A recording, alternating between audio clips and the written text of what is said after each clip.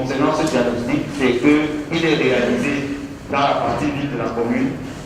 La matrice du matin encore là, où on a bien fait comprendre que la partie ville, c'est tout ce qui est, tout ce qui a des caractéristiques d'une ville. Et au Cameroun, quand on parle de ville, ça se définit à partir du nombre de population. Généralement, on parle de minimum 2000. Mais dans nos villages, là, parfois, dans certaines zones, ça peut ne pas exactement atteindre 2000. Mais au moins, le fait qu'on soit dans un centre administratif parfois, ou dans une zone où on a des corps de métier qui se déploient, parce que l'un des éléments importants dans la définition de l'espace urbain, c'est la notion de présence de corps de métier. Parce que si on se lance dans un village, quand vous avez la brousse, vous avez les maisons, des gens, vous avez les champs.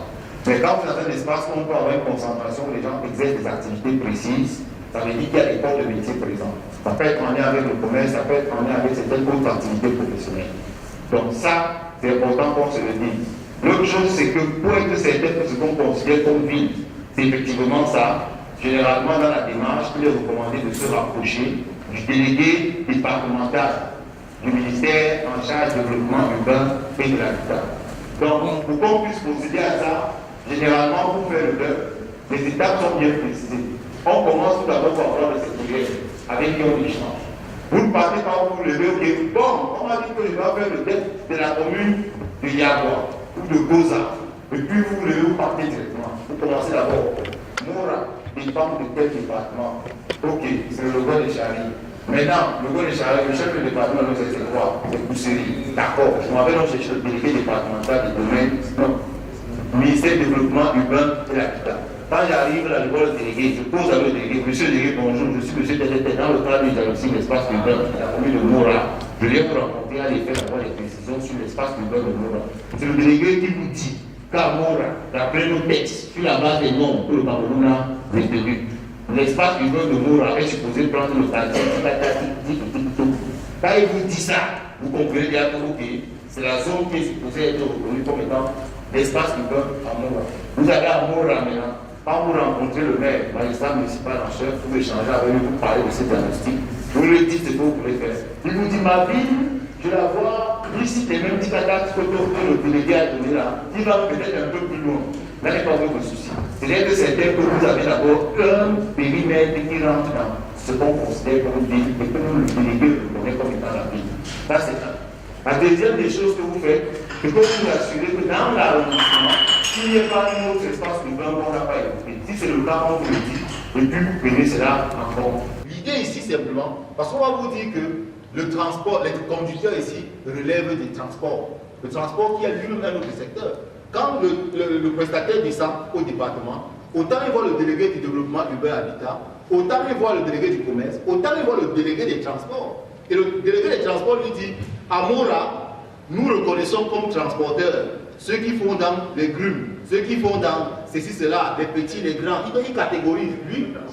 Les moteurs taxis, il catégorise tout. Si même quand lui descend maintenant faire sa collecte des données dans l'espace urbain de Moura, il sait qu'il aura tel type de transporteur à rencontrer. Ça fait que si nous, dans la réponse, nous prenons aussi les transporteurs, on met dedans, ça veut dire qu'on a confondu tout. Est-ce que vous comprenez un peu? La subtilité de l'exercice, même si vous n'êtes pas d'accord, c'est ça la vérité. Ça ne fait pas souvent bien entendre ça, mais c'était ça la difficulté. Est-ce que quelqu'un avait mis aussi un autre secteur là-dedans qui ressortait dans ce qu'il a proposé? Ça peut nous permettre, en répondant, d'apporter des éclaircissements. Ou bien, c'était OK. Vous avez cité ce qu'on peut imaginer, n'est-ce pas? Je suppose. Donc, ici, ce qu'on a,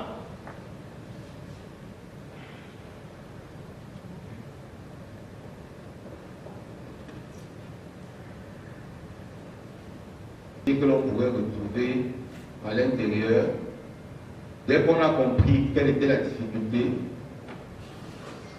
Donc, ici, en termes de corps de métier qu'on aurait pu retrouver et qui sont répertoriés, je tiens à préciser que pour que nous donnions cette réponse, on s'est appuyé sur ce qu'on a souvent fait dans le cadre du DEP et les résultats qu'on a obtenus après échange avec les sectoriels.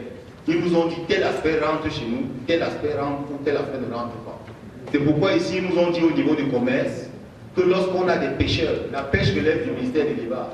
Mais lorsqu'on est dans le cadre d'une activité commerciale et qu'on a des pêcheurs qui se lancent dans la vente du poisson, on les considère, on les capitalise comme étant des personnes qui exercent un corps de métier qui relève de chez eux. On se comprend très bien, n'est-ce pas? Donc on a les pêcheurs, on a les tenanciers des débits de poissons qui vont rentrer dedans, on a les hôteliers et les aubergistes. Vous me direz qu'ils relèvent du ministère du Tourisme, mais ici, on nous fait comprendre que généralement dans certaines localités enclavées, là où le marché est positionné, les auberges sont généralement aussi à côté avec eux pour la possibilité aux personnes qui viennent de loin de pouvoir séjourner de ce côté-là. Donc on a pris les réponses que les responsables du commerce nous ont données dans certains départements. On a ici le restaurateur, oui. Dans le restaurateur, ils mettent tout ce qu'on a comme tourne d'eau, tout ce qu'on a comme cafétéria, tout ce qu'on a comme vendeuse de poissons à la braise, tout ce qu'on a comme vendeur de beignets. Donc, vendeur de beignets, briseuse de poissons, ce n'est pas des corps de métier, selon le Mincommerce. Par contre, ce sont des restaurateurs. Donc, vous pouvez commencer à appeler ceux qui vendent dans les restaurateurs. Je ne sais pas. C'est ce qu'ils nous font comprendre. Maintenant, ici, ils parlent des couturiers. Et les couturiers ici, ils considèrent le fait que sur le marché, ceux-ci exercent leur activité en faisant coudre les vêtements et en les vendant également. Il y a les bayam salam, c'est le terme utilisé, mais eux c'est beaucoup plus les revendeurs, les boutiquiers et autres commerçants. Ça c'est sur la base d'une interview réalisée avec un délégué du Mincommerce qui nous a dit voilà ce que dans le cadre de son département ministériel, il prend en compte comme relevant les activités commerciales dans un marché. Donc, ça vous permet vous-même, avec votre fiche, de voir si vous vous êtes trompé, si vous avez tout trouvé ou pas. Initialement, on devait faire ceci, mais on n'a pas le temps. C'était la synthèse des besoins en lien avec cette analyse. Donc, nous avons terminé avec cet exercice. On va mettre cet exercice dans le dossier électronique. L'exercice et la correction, là, ce sera à l'intérieur pour que ça vous aide. Même les autres exercices qu'on n'a pas pu faire, qu'on n'aura pas pu faire, on va les mettre aussi pour que ça vous aide à pouvoir vous exercer. Donc, ça, c'est ce que nous avions à aborder concernant le PDC. Mon collègue Olinga va aborder le dernier élément sur les diagnostics dans le PDC. Et cette fois-là, il va aborder la question du DMV. Le diagnostic niveau village.